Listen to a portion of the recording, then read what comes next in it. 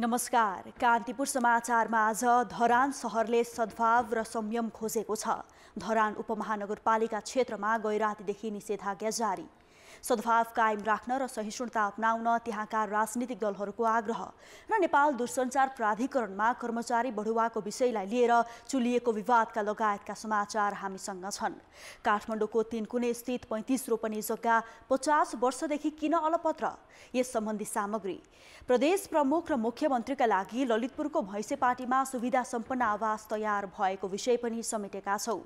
देश बाहिरका प्रसङ्गमा वाग्नर प्रमुख प्रिगोजिन सवार हवाई जहाज विस्फोटका कारण खसेको सीएनएनको समीक्षा र खेलकुदमा साउदी प्रो लिगमा क्रिस्टियानो रोनाल्डोको ह्याट्रिक मद्दतमा अल नासरको पहिलो जित। नमस्कार, सुरु गरौँ आजका मुख्य समाचारबाट। सुशासन दिन नसकेका दलहरूलाई सत्ता र शक्तिकै चिन्ता। संविधानको आफू खुसी व्याख्या गर्ने प्रवृत्तिले कार्यपालिका र न्यायपालिका बीच द्वन्द्वको जोखिम। विज्ञ भन्छन् लोकतन्त्रको मर्म नभुल। ललिता निवास जग्गा प्रकरणको संगठित अपराधमा मुद्दा नचलाउन सरकारी वकिल कार्यालयलाई महान्यायाधिवक्ताको दबाव। 4 पूर्व मन्त्री सहितका आरोपी विरुद्ध कृत्यमा मात्र अभियोग दर्ताको चलखेल। मधेसमा 90% जनसङ्ख्या दूषित पानी प्रयोग गर्न बाध्य। चापाकल र इनारको पानी पनि सुक्न थाल्यो। त्यसैभरि 24% मानिसलाई मात्रै शुद्ध पानीको पहुँच। वाग्नर प्रमुख प्रिगोजिन सवार हवाई जहाज विस्फोटका कारण खसेको सीएनएनको समीक्षा। जहाजले एउटा पंखा गुमाएका कारण दुर्घटना भएको हुन सक्ने विज्ञको विश्लेषण। र साउदी प्रो लिगमा क्रिस्टियानो रोनाल्डोको ह्याट्रिक मद्दतमा अल नासरको पहिलो जित। अल फाटे एफसी माथि 5-0 गोल।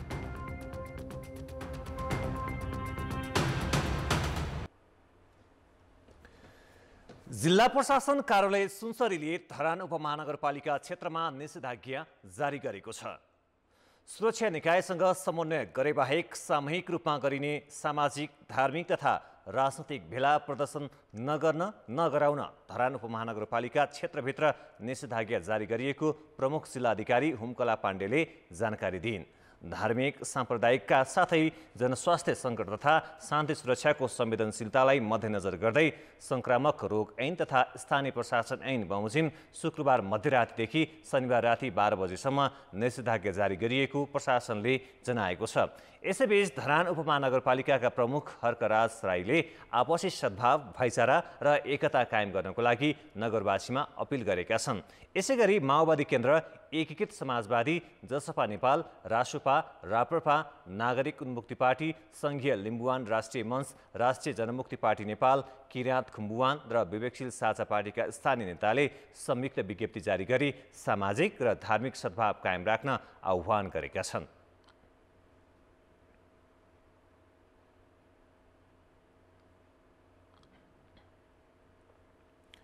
मिलम्ची खोलामा आएको बाढीले एक विद्यालय भवन बगाएको छ। हिजो साँझ आएको बाढीले हेलम्बु गाउँपालिका 4 ग्याल्थुम स्थित सरस्वती माध्यमिक विद्यालयको एसिडी भवन र 2वटा शौचालय बगाएको हो। निरन्तरको 4 दिनको वर्षाका कारण खोलाको बहाव दिन प्रतिदिन बढ्दा मिलम्ची भ्याली क्याम्पस र तारामाराङ स्थित श्री तर्से माध्यमिक विद्यालय पनि बाढीको जोखिममा छ। बाढीले ग्याल्थुम बजार र ढुङ्ग्रे बजार कटान गर्दा उच्च जोखिममा परेको ओडाका बुद्धिमान तामाङले बताएका छन्।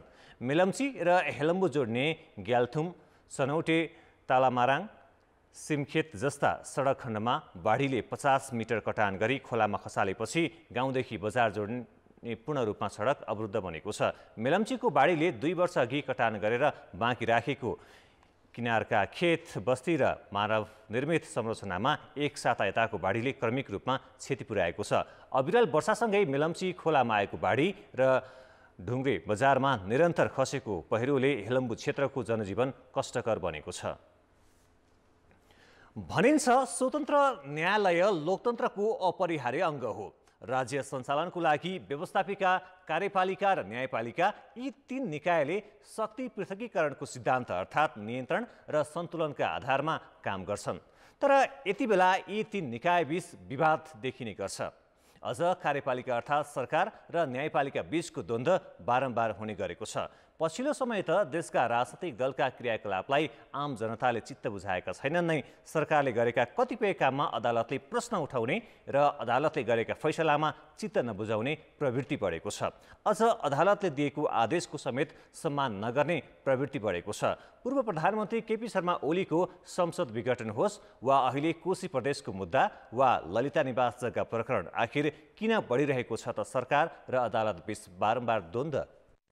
सर्वोच्च अदालतको आदेशबाट कोशी प्रदेशमा 2 पटक सरकार ढल्ने अवस्था आयो। सर्वोच्चले बिहिबार दोस्रो पटक मुख्यमन्त्री उद्धव थापाको सरकारलाई कामचलाउ हैसियतमा पुर्याइदियो।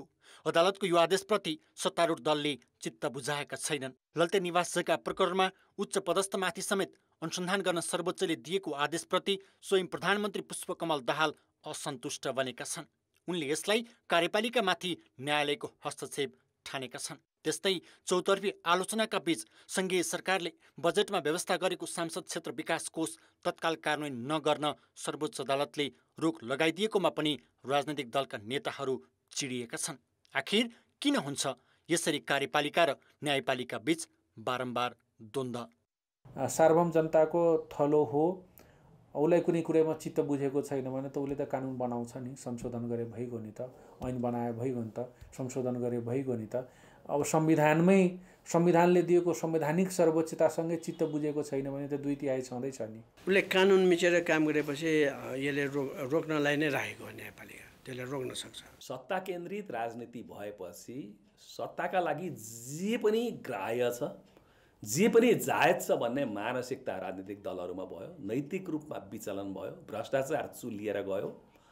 अब मूल्य रहेन।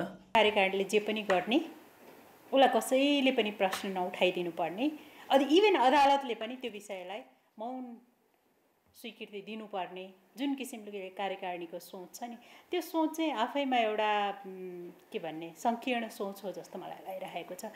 संविधान भने त सर्वोच्च कानुन हो, त्यसको उल्लङ्घन गर्न त न संसदले पाइन्छ, न कार्यपालिकाले पाइन्छ, न न्यायपालिकाले पाइन्छ, कसैले पनि पाइन्न नि। यदि कार्यपालिकाले न्यायपालिकाको अंकुश नमान्ने हो भने त निरङ्कुश शासन पद्धतितिर जान्छ। शक्तिमा खेल्नलाई शक्तिशालीहरू अत्यन्तै मजा हुन्छ क्या। त्यो पावर गेमको प्ले जो हुन्छ नि, को त ठुलो भन्ने किसिमका चिज हुन्छ, त्यस बेला द्वन्द्वहरू स्वाभाविकै हुन्छ। यहाँ राजनीति फोडी भयो। संसद छ, सांसद भएनन्, सांसद कार्यकर्ता भइदिए, त्यो पदलाई फिट नहुने मान्छे पुगेर यस्तो भएको।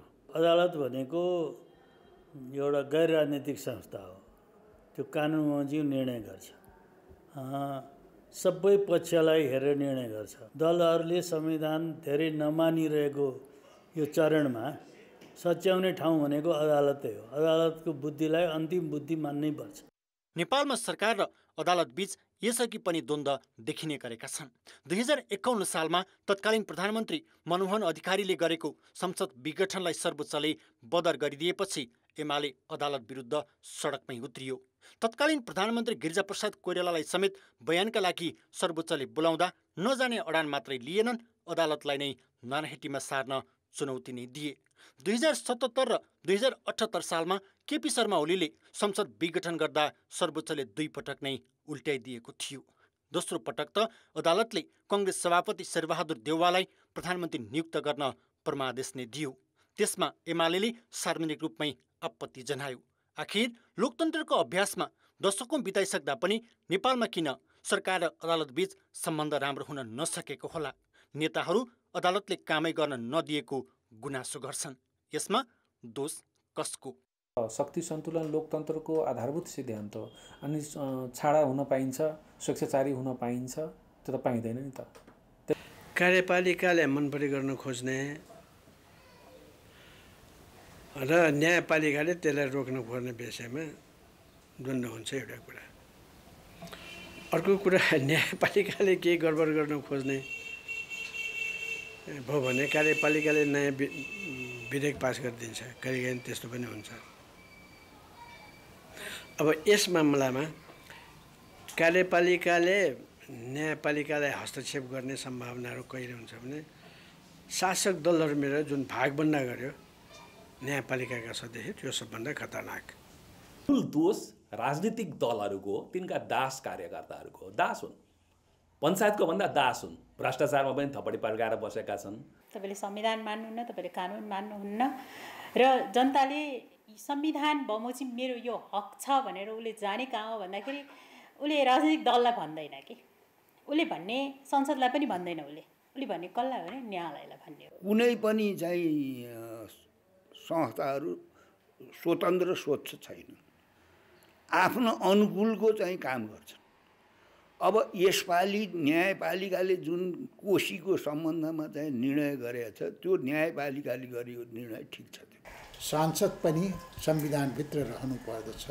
न्यायपालिकाले सांसदहरूले गरेका गल्तीहरूलाई, संसदले गरेका गल्तीलाई, कार्यपालिकाले गरेका गल्तीलाई सच्याउने अधिकार राख्दछ।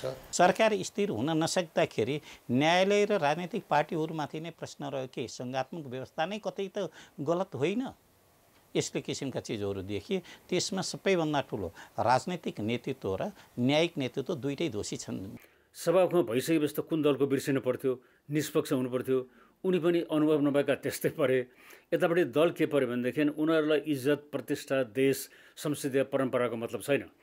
यो चाहिँ जहाँ राजनीतिक दलहरूले नहुने काम गर्छन्, जुन जुन विषयमा होस्, अदालतसँग अथवा जनमतसँग नमिल्ने कुरा गर्छन्, त्यहाँ सच्याउने काम चाहिँ नि अदालतकै हो। एउटालाई अर्कोले नमन परेको कुरा गर्दा जहाँ पनि द्वन्द्व हुन्छ। शोभनीय तरिकाले पनि हुनुपर्छ है। जनताले हेरिरहेछन् भन्ने किसिमले जनताको जाँचमा पनि जानुपर्छ।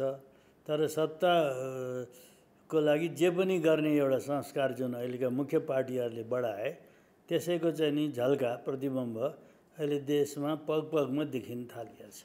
कोशी प्रदेशमा देखिएको चरम राजनीतिक अस्थिरताको कुरा गर्दा यसमा राजनीतिक दलहरूको बेइमानी हो वा दलहरू आफ्नो स्वार्थ अनुसार चल्न खोज्दा अदालतले संविधान सम्झाएको हो, अथवा सरकारमाथि न्यायालयको हस्तक्षेप पो हो कि कोशीको अस्थिरतामा दोष कसको? अब बढी सदस्य चाहिँ लाई सभामुखको रूपमा नै मतदानबाट निषेध गर्ने अथवा मतदान गर्न नदिने चाहिँ कुरा त्यो ठ्याक्कै म्याच हुन्छ कि हुँदैन, अझै व्याख्या गर्नुपर्छ यसको। सक्षम अदालत, दक्ष न्यायाधीश, मूल्यमा टिक्ने चाहिँ न्यायाधीशहरूको नियुक्ति, त्यसैले कुरा खेल के भने राजनीतिकरण भयो न्यायालयको। सभामुख भनेको राजनीतिक दलको क्याडर होइन, कुनै पनि पार्टीको व्यक्ति चाहिँ होइन।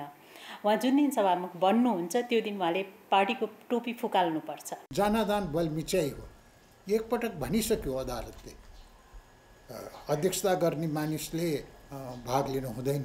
सत्ता स्वार्थको लागि, आफ्नो गुटको लागि, आफ्नो व्यक्तिगत महत्त्वाकांक्षा पुरा गर्नको लागि, लाभको लागि जब राजनीति गरिन्छ, राष्ट्र र जनताको लागि राजनीति गरिन्न, त्यति बेला चाहिँ नियमको उल्लङ्घन गर्नुपर्छ, कानुनको उल्लङ्घन गर्नुपर्छ, नैतिकताको चाहिँ ख्यालै गर्नु पर्दैन, जे पनि गर्न चलन हो।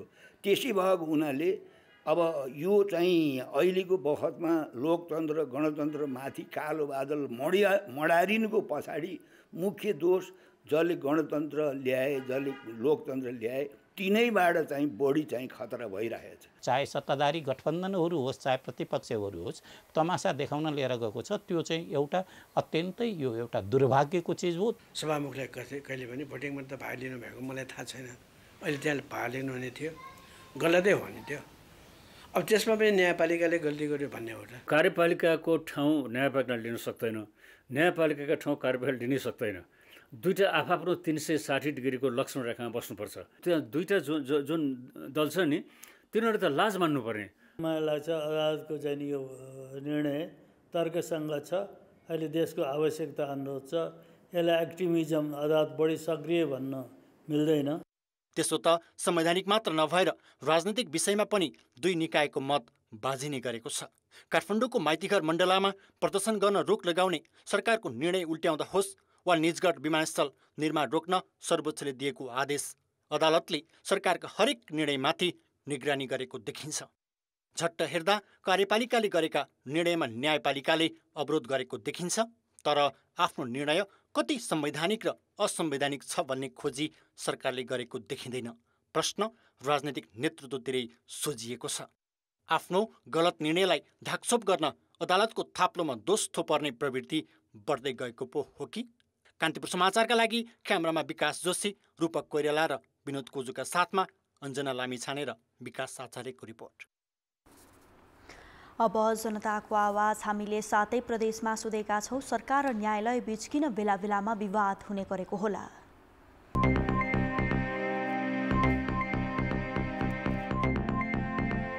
सरकारले कतिपय कुरा मिल्ने कुरा नमिल्ने कुरा कानुनमा लेखेको कुरा भन्दा बाहिर गएर पनि काम गराउन खोज्छ, तर न्यायालयले त स्वीकार्दैन। सरकारले स्वतन्त्र रूपमा काम गर्न नदिने हुँदा पटक पटक विवादमा आइरहेको हुन्छ। नेताहरू इमान्दार नभएका कारणले यी समस्याहरू न्यायालय र नेताहरू बीच जुधिने गर्छ। नेतृत्वहरूमा एउटा स्वेच्छाचारिता बढी हो कि भन्ने लाग्छ। न्यायालयले नै चाहिँ राम्रो निर्णय गर्नुपर्ने हो। सरकारले न्यायाधीशहरूको नियुक्तिमा गरेको राजनीतिकरण नै यसको परिणाम हो। दुवै पक्षहरूको बीचमा चाहिँ निश्चित भेस्टेड इन्ट्रेस्टहरू छन्। काम कर्तव्यका अधिकारका बीचमा जुन नेपालकै संविधानमा त्यस्तो किसिमको कन्ट्राडिक्सन देखिएको छ र त्यो कन्ट्राडिक्सनकै कारणले हो जस्तो मलाई लाग्छ। राजनीतिक भागभण्डाका आधारमा गएका न्यायाधीशहरूले नुनको सोझो गरेर चाहिँ आफ्नो राजनीतिक दललाई चाहिँ संरक्षण दिनुको मुख्य कारणले गर्दाखेरि नै यो न्यायालय र हाम्रो देशको सरकार बीच जहिले पनि विवादित भइरहेको हुन्छ। न्यायालयले आफ्नो ढङ्गले आफ्नो पावरले देखाएर काम गर्न खोज्छ, अनि फेरि सरकारले पनि आफ्नो तरिकाले काम गर्न खोज्दाखेरि यिनीहरू दुईटाको तालमेल नमिलेको कारणले यस्तो भयो। न्यायालय चाहिँ बनेका नीति नियमहरू कार्यान्वयन गर्ने पक्षमा अगाडि बढिरहेको देखिन्छ र सरकारले चाहिँ अब सरकारमा रहने व्यक्तिहरूको चाहिँ अनुकूल प्रयोग गर्न खोजेको कारणले सरकारले पनि आफ्नो तरिकाले नियुक्ति गर्ने र चाहिँ न्यायालयले पनि आफ्नै उसमा दम्म देखाउन खोजेको भएको कारणले गर्दाखेरि सरकार र न्यायालयको बिचमा घनिष्ठ सम्बन्ध हुनुपर्ने हो, तर हाम्रो देशमा त्यस्तो देखिएको छैन। सिद्धान्त र आफ्नो पाउरताको त्यहाँ सेयरिङ भएर चाहिँ हुँदाखेरिको चाहिँ कसको महत्त्व चाहिँ ठुलो भन्ने चाहिँ न्याय र सरकारहरूमा यो पर्छ। न्यायालयले के भने न्याय मिचेर काम गर्न चाहदैन र सरकार के भने न्याय मिचेर आफ्नो कार्यकर्ता बचाउनु भने कार्यकर्ता बचाउनु पनि कुरा हुन्छ। यो कारणले पनि न्यायालय र सरकार बिचमा विवादको सिर्जना खडा हुन्छ।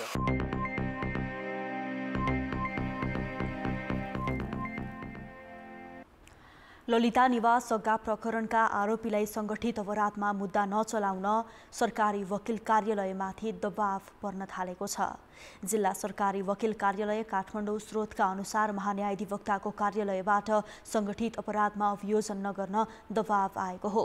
सिआइबीले 4 पूर्व मन्त्री सहित 238 जनालाई सङ्गठित कृत्य मुद्दाका लागि गरेको सिफारिस हेरफेर गर्न महान्यायाधिवक्ता दिनमणि पोखरेलले सरकारी वकिल कार्यालयलाई दबाव दिएका हुन्। उनले कृत्यमा मात्रै मुद्दा दर्ता गर्न जिल्ला सरकारी वकिल कार्यालय काठमाडौँलाई भनेका छन्। महान्यायाधिवक्ता कार्यालय स्रोतका अनुसार सिआइबीले अनुसन्धान प्रतिवेदन बुझाउनु अघि पनि सङ्गठित अपराध नचलाउन दबाव परेको थियो। अदालतबाट सङ्गठित कृत्यमा म्याद थपेर अनुसन्धान भएको र प्रकृति पनि मिल्ने देखिएकाले सिआइबीले 238 जना विरुद्ध सङ्गठित अपराधमा मुद्दाका लागि सिफारिस गरेको हो। विशेष गरेर पूर्व मन्त्रीहरू विजय कुमार गच्छेदार, चन्द्रदेव जोशी सहित सिआइबीले मुख्य आरोपी बनाएका जग्गा खरिद गर्नेहरूले सङ्गठित अपराधबाट जोगिन राजनीतिक दबाव दिएका छन्। कङ्ग्रेसका केही नेताहरूले पनि सिआइबीबाटै कृत्यमा मात्रै अभियोजनका लागि प्रधानमन्त्रीलाई भनेका थिए। 3 वर्ष अघि पनि सिआइबीले बुझाएको अनुसन्धान प्रतिवेदनमा सरकारी वकिल नै मुद्दा नचलाई फिर्ता गरिदिएको थियो। त्यसैले आइतबारसम्म अदालतमा पेश गरिसक्नुपर्ने समय सीमा रहेकाले सरकारी वकिलले सिआइबीको सिफारिस बमोजिम अभियोजन लैजाँदैछ कि लैजाँदैन भन्ने चासोको विषय बनेको छ। आरोपीमध्ये 18 जना प्रहरी हिरासतमा छन्।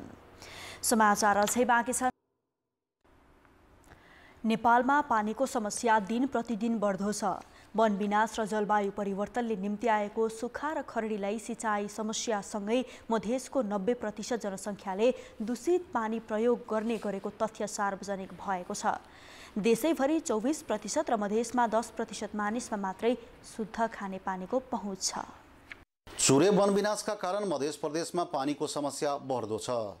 समथर र उब्जाउ भूमि रहे पनि वन विनाश र जथाभावी चुरे दोहनका कारण लामो समयदेखि सिंचाइ समस्या भोग्दै आएको मधेसमा अब खानेपानीको समेत हाहाकार हुन थालेको छ। चापाकल र इनारमा आवश्यकता भन्दा कैयौँ गुणा बढी पानी पाउने मधेसका जनतालाई यी स्रोत सुक्दा ट्याङ्करबाट पानी आपूर्ति गर्न थालिएको छ। खाना पकाउन, टोयलेटको लुगा धुन हामीलाई धेरै गाह्रो भइरहेको छ हैन। पानीको अब यो अहिले हिजोदेखि नै ट्याङ्कर आइरहेको छ। अब 2-2 बाल्टी अब राख्ने सामान पनि छैन, राख्ने अब 2 बाल्टिन भन्छ। पानीको तल नै तल गइसक्यो। त्यसले गर्दा हामीले महानगरपालिकाबाट लगभग 6वटा ट्याङ्कीले पानी वितरण गर्दैछ। वैशाखदेखि साउनको तेस्रो सातासम्म पानी नपरेका कारण खानेपानीका मुख्य स्रोतहरू सुकेपछि सबैको चिन्ता बढाएको छ। अब भने स्थानीय र प्रदेशसँगै सङ्घ सरकार पनि समस्याको तत्कालीन र दीर्घकालीन समाधानको खोजीमा जुटेको छ। भूमिगत पानी चाहिँ निकालिरहेको छौँ, त्यसलाई फेरि पुनः हामी जमिनमा चाहिँ पठाउन नसक्ने अवस्थाले गर्दाखेरि चाहिँ हाम्रो हाहाकार आएको छ। त्यो कारणले गर्दाखेरि जति पानी निकाल्छौँ प्रयोग गर्ने, त्यसलाई चाहिँ पुनः चाहिँ जमिनमा पुर्याउनलाई चाहिँ के कस्ता कदमहरू चल्न सकिन्छ त्यो हिसाबमा चाहिँ हामी काम गरेर चाहिँ एउटा गर्ने चाहिँ निर्णय भएको छ। एकातिर खानेपानीको समस्या त छ नै, अर्कोतर्फ दूषित पानीको प्रयोगले थप चिन्ता बढाएको छ। मध्य प्रदेशमा पानीको स्रोतमै 67% र सरसफाइका साथै जनचेतनाको कमीले प्रयोग गर्दासम्म 90% मानिसले अझै जीवाणुयुक्त पानी खाइरहेका छन्। क्लोरिन बढी भएर दाँत बिग्रिने, आर्सेनिक धेरै भएर क्यान्सरसम्मको सम्भावनाहरू बढी हुने, त्यसका साथसाथै अहिले जुन अनियन्त्रित रूपमा यो इन्डस्ट्रिजहरूबाट, कल कारखानाहरूबाट जुन पानी प्रशोधन नगरिकन छोड्ने चलन भएको छ, त्यसलाई कन्ट्रोल गरेको छैन। त्यहाँबाट आउने जुन विभिन्न प्रकारका केमिकलहरू छन्, ती केमिकलहरूले पनि सर्ट टर्मका साथसाथै क्रोनिक लङ टर्ममा चाहिँ मान्छेको स्वास्थ्यमा गम्भीर परिणाम पुर्याइरहेको हुन्छ। यसका साथै तथ्याङ्क विभाग र युनिसेफको संयुक्त सर्वेक्षण अनुसार 2.1% उच्च आर्सेनिक र 9.8%ले न्यून आर्सेनिक भएको पानी खान बाध्य छन्। साथै प्रदेशमध्ये कर्णाली र सुदूरपश्चिमपछि अशुद्ध खानेपानी प्रयोग गर्नेमा मध्य प्रदेश तेस्रो स्थानमा छ। सन् 2030 सम्ममा सबै नागरिकलाई सरसफाइ र खानेपानीमा पूर्ण पहुँच बनाउने सरकारी लक्ष्य छ। तर खानेपानीको यस्तो अवस्था देख्दा मौलिक अधिकारको सुनिश्चिततामा हामी धेरै पर रहेको प्रश्न हुन्छ। सरकारले शुद्ध खानेपानी त उपलब्ध गराउनु पर्छ नै, यसका साथै पानी प्रयोगका लागि जनचेतना फैलाउनु पनि आवश्यक देखिन्छ। कान्तिपुर समाचारका लागि क्यामेरामा ब्रिकेश यादवका साथ अनिल मिश्र, जनकपुर धाम, धनुषा। सरकारले हरेक नागरिकलाई स्वच्छ खानेपानी उपलब्ध गराउने लक्ष्य राखे पनि ग्रामीण भेगका जनता खोला खोल्साको धमिलो र दूषित पानी खान बाध्य छन्। हिउँद होस् वा बर्खा, दुर्गमका बासिन्दालाई दूषित पानी खानुपर्ने बाध्यता हटेको छैन। तिनै मध्येको एक सल्यानको नाम्रा गाउँका बासिन्दा बर्खाको धमिलो भेरीको पानी खाएर प्यास मेट्छन्। बनघाट गोपिण्डे नगरपालिका 1 नाम्राकी 75 वर्षीय खगपति शर्मा 60 वर्ष अघि विवाह भएर यहाँ आएदेखि भेरीको धमिलो पानी खाइरहेकी छन्। 3 वर्ष अघि बल्ल तल्लो गाउँमा खाने पानी पुग्यो, तर त्यही पनि बिग्रिएपछि यो गाउँका बासिन्दासँग भेरीको विकल्प छैन। नदी सङ्लो भएको दिन मन खुसी हुने भए पनि धमिलिएको दिन पनि त्यही पानी नभरी नाम्रावासीलाई सुख छैन। 60 वर्ष हुन लाग्यो र यही पानी खान्थ्यौँ। हमारा ल्याए कहिलेर 3 वर्ष खायौँ र पाएपछि सबै गएको गएर कता रोग लाग्यो भने के गर्नु त? अब अस्पताल जाने भयौँ, दबाई गर्ने भयौँ, आउने भयौँ, त्यही भेरीको पानी खाने भयौँ। नाम्राका 60 भन्दा बढी घरधुरी भेरीको पानीमा निर्भर छन्। सक्नेहरू सङ्लो पानी खोज्दै सुर्खेतको सिम्ता गाउँपालिका 4 बालीखोलासम्म पुग्छन् भने नसक्नेहरू भेरीकै पानी खान्छन्। धमिलो पानी खाँदा झाडा पखाला आउँ जस्ता संक्रामक रोगहरू बारम्बार लागिरहन्छन्। महिला र बालबालिकाको साँझ बिहान पानीको जोहो गर्नमै बित्छ। जति अम्लो आए पनि, जति धुम्लो आए पनि, जति बच्चा मरे पनि, जति बुढो खारो मान्छे मरे पनि हामीले बाध्य भएर यो पानी खानुपर्ने बाध्य भइरहेको छ। कतिपय मान्छेहरू पनि पहिला हाम्रो यो झाडापन्त पटक पटक भइरहन्थ्यो हेर्नुहोस्। तैपनि अब यसलाई पचाउँदै आयौँ र अलि पचायौँ। नयाँ मान्छे भए त यो धुम्लो पानी पच्दैन। नगरपालिकाको छिपछिपेदेखि नाम्रासम्म 6 किलोमिटर लामो पाइपबाट 3 वर्ष अघि खानेपानी ल्याइएको थियो। खानेपानी कार्यालयको 45 लाख र 7 लाखको श्रमदान गरी 52 लाखमा बनेको योजना दिगो हुन सकेन। बर्खाको धुम्लो पानी तिरेर विद्यार्थीलाई पखालाहरू पनि लाग्छ कहिले कसो। अब के गर्ने, समस्या यही छ। बनघाट गोपिण्डे नगरपालिका सल्यानले भने नाम्रावासीले धमिलो पानी खानु परेको यथार्थप्रति अनभिज्ञता जनाएको छ। अहिले बर्खाको समयमा नदीको धमिलो पानी उहाँहरूले खाइराख्नु भएको छ भने उहाँहरूको माग स्थानीय त्यहाँका टोलवासीहरूले हामीलाई जानकारी गराउनु पर्यो। हामी तत्कालै व्यवस्था गर्नेछौँ। त्यहाँ खानेपानी र सरसफाइलाई नागरिकको आधारभूत अधिकार भनिए पनि त्यसको प्रत्याभूति अझै हुन सकेको छैन। भेरीको दूषित पानी पिउन बाध्य नाम्रावासीले शुद्धिकरण गरिएको पानी आफ्नै आँगनमा कहिले भर्न पाउने हुन् त्यसको जवाब कसैसँग छैन। कान्तिपुर समाचारका लागि सरिता चलाउने, बनगाड कुपिण्डे नगरपालिका 1, नाम्रा सल्यान। अब जनमतमा आजको प्रश्न। जनमतमा आज हाम्रो प्रश्न छ, सबै नागरिकमा शुद्ध खानेपानीको पहुँच पुर्याउन के गर्नु पर्ला?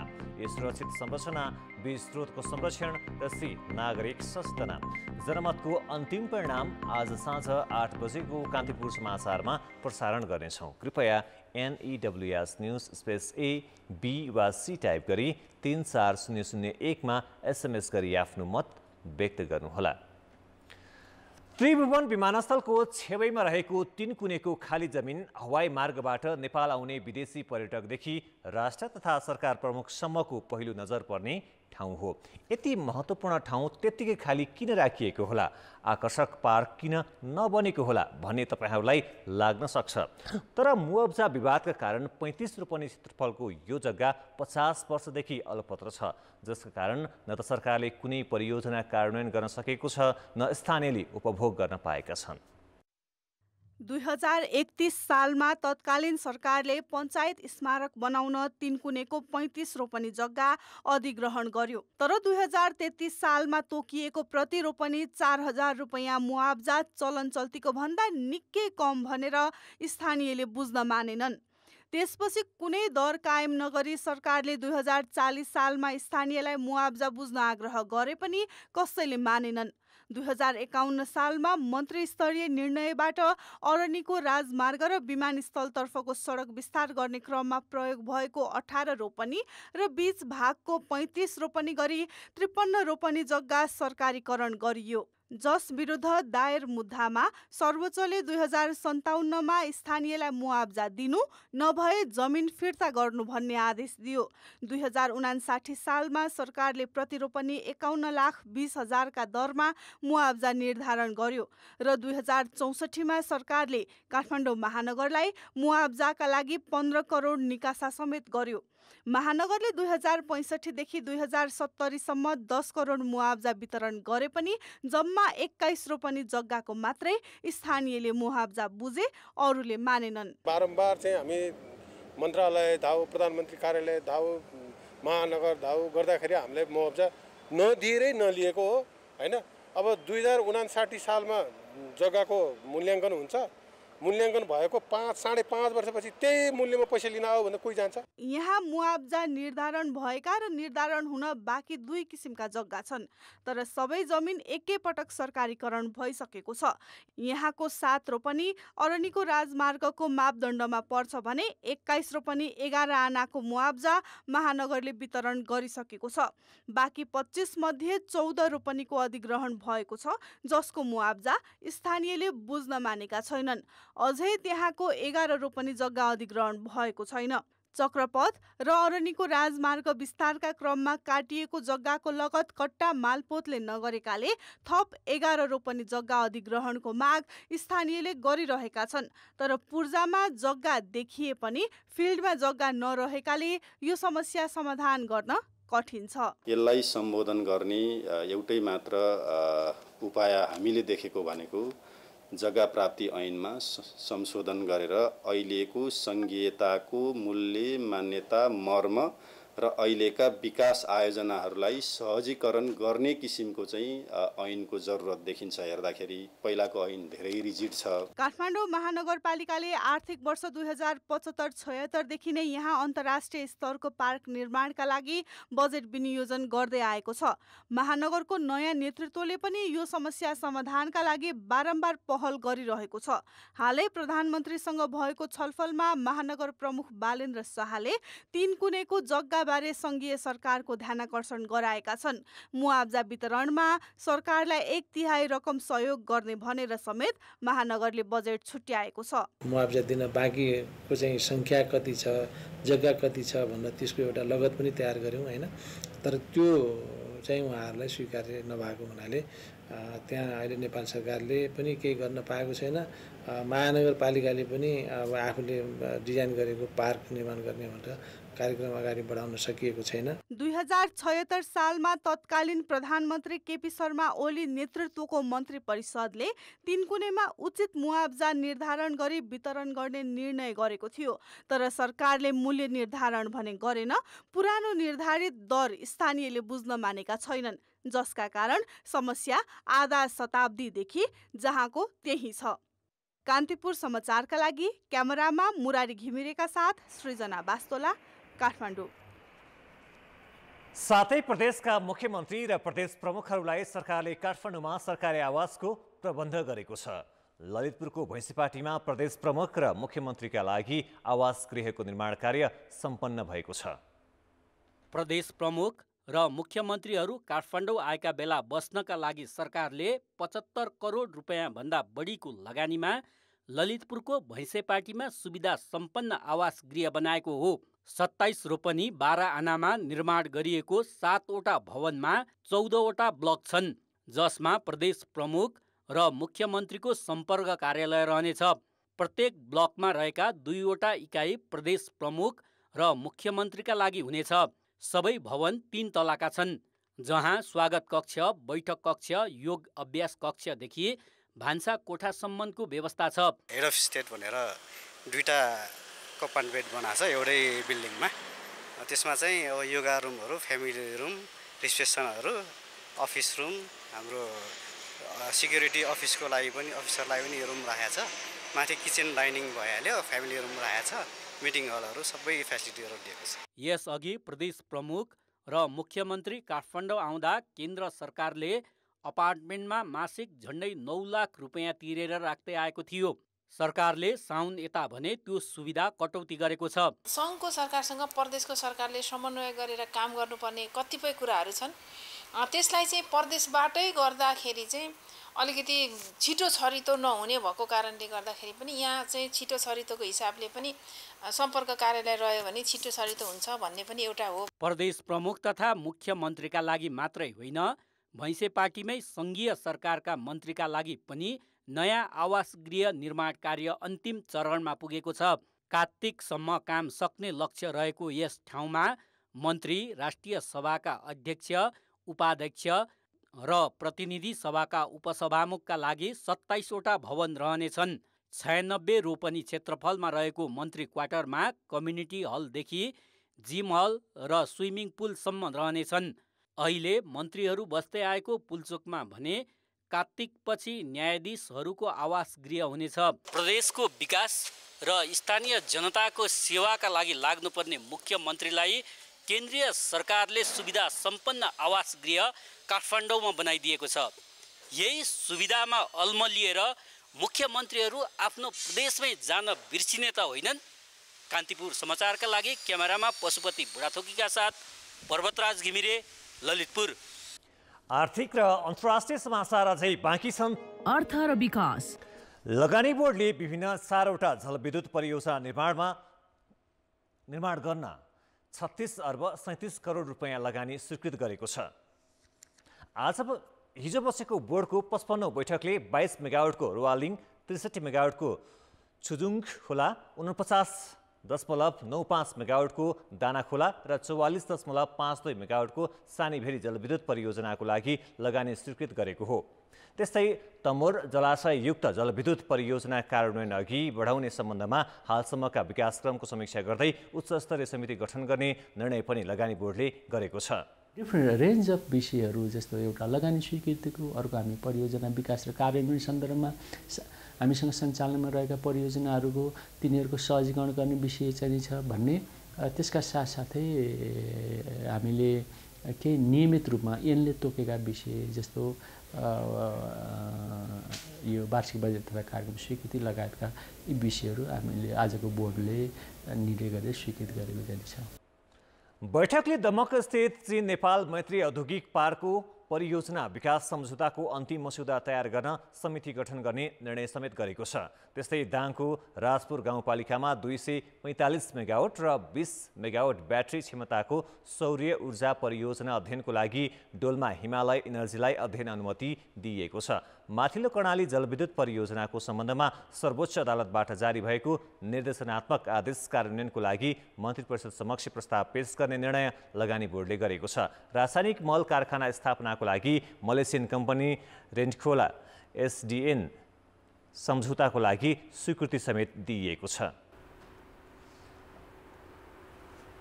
पशु सेवा विभाग माथतका कार्यालयमा लगाइएको तालाबन्दीप्रति कृषि तथा पशुपक्षी विकास मन्त्रालयले ध्यान आकर्षण जनाएको छ। पशु सेवा विभागसँग सम्बन्धित विभिन्न पेशागत सङ्घ-सङ्गठनले सेवा नै प्रभावित हुने गरी ताला लगाएको भन्दै मन्त्रालयले ध्यान आकर्षण गराएको हो। अर्थ मन्त्रालयसँगको समन्वयमा शून्य बजेटको समस्या समाधान गरेको, लम्पी स्किन रोग नियन्त्रणका लागि कार्ययोजना बनाएको तथा अफ्रिकन स्वाइन फिभरबाट प्रभावित किसानको पुनर्स्थापनाको योजना बनाएको पनि मन्त्रालयले स्पष्ट पारेको छ। अब अन्तर्राष्ट्रिय समाचार। वाग्नर प्रमुख युभगेनी प्रिगोजिन सवार हवाई जहाज विस्फोटका कारण खसेको CNN ले जनाएको छ। घटनाको भिडियो र उपलब्ध प्रमाणको आधारमा विज्ञहरूसँग गरिएको विश्लेषणमा जहाज अन्य प्राविधिक वा यान्त्रिक कारणले खसेको हुन सक्ने सम्भावना न्यून छ। अमेरिकी र पश्चिमी गुप्तचर अधिकारीका अनुसार उक्त घटना आयोजित थियो। युभगेनी प्रिगोजिन सवार हवाई जहाज मस्कोबाट बेलुकी 6 बजे उडेको थियो। उडान अघि जहाजमा कुनै समस्या थिएन र 28,000 फिट उचाइसम्म पुगेको जहाज करिब 19 मिनटपछि खसेको थियो। पाइलटबाट अन्तिम सन्देश प्राप्त हुँदा जहाज 19,725 फिटमा झरेको थियो। उड्डयन विभाग विज्ञका अनुसार जहाजको उतार चढाव असाधारण छ। घटनास्थल वरपरका बासिन्दाले जहाज खस्नु अघि विस्फोटको आवाज सुनेको बताएका छन्। यसैबीच बेलारुसका राष्ट्रपति एलेक्जेन्डर लुकासेन्कोले वाग्नरका निवर्तमान प्रमुख प्रिगोजिन र पूर्व प्रमुख डिमिट्री उट्किनलाई सम्भावित जोखिमप्रति सतर्क रहन सचेत गराएको बताएका छन्। साथै पुटिन विरुद्ध करिब 2 महिना अघि विद्रोह नगर्न सुझाव दिएको र त्यसको जवाफमा प्रिगोजिनले मर्न परे मरौँला भन्ने प्रतिक्रिया दिएको लुकासेन्कोले बताएका छन्।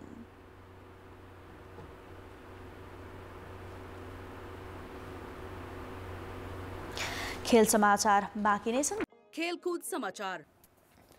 4 देश सम्मिलित महिला T20 सिरिजको फाइनलमा आज पौने 12 बजे नेपाल र हङकङ खेल्दैछन्। समूह चरणको अन्तिम खेलमा हारका बावजुद पनि फाइनलमा पुगेको नेपालले बायोमास ओभलमा उपाधिको लागि हङकङ विरुद्ध खेल्न लागेको हो। नेपालले लिगको पहिलो खेलमा हङकङलाई 6 विकेटले हराएको थियो। त्यस्तै दोस्रो खेलमा कुवेत विरुद्ध 34 रनको जित हात पारेको थियो। हिजो भएको लिगको अन्तिम खेलमा नेपाल मलेसियासँग 6 विकेटले पराजित भएको थियो। उक्त खेलमा नेपालले 7 विकेट गुमाएर 83 रन बनाएको थियो। वर्षाका कारण खेल प्रभावित हुँदा 2 ओभर घटाइएको थियो। जवाफमा मलेसियाले 85 रनको लक्ष्य 16.2 ओभरमा 4 विकेटको नोक्सानीमा पुरा गरेको थियो। श्रृङ्खलाको लीग चरणमा नेपाल, हङकङ र मलेसियाले समान 4-4 अङ्क बनाए पनि रन रेटका आधारमा नेपाल र हङकङ फाइनल पुगेका हुन्। मलेसिया भने फाइनल पुग्नबाट वञ्चित भएको थियो। आज बिहान जारी खेलमा तेस्रो स्थानको लागि मलेसिया र कुवेतले प्रतिस्पर्धा गरिरहेका छन्। जारी श्रृङ्खलामा कुवेतले सबै खेलमा हार बिहोरेको छ। नेपाल आजको खेलमा जित निकाल्दै प्रतियोगिताको विजेता बन्न चाहन्छ। यसअघि मलेसियामा नै भएको 5 खेलको T20 श्रृङ्खलामा मलेसियालाई 3-2 ले पछि पार्दै नेपाल पहिलो पटक सिरिज जित्न सफल भएको थियो। यो श्रृङ्खला भने आउँदो भदौ 14 गतेबाट मलेसियामा नै सुरु हुने ICC विश्वकप एसिया क्षेत्र छनौटको तयारीका लागि आयोजना गरिएको हो। एसिया क्षेत्र छनौटमा मलेसियासँगै नेपाल समूह A मा रहेको छ। कान्तिपुर खेल समाचार अहिलेलाई यति नै। कान्तिपुर समाचार अहिलेलाई सकियो। कान्तिपुर टेलिभिजन हेर्दै गर्नुहोला। नमस्ते।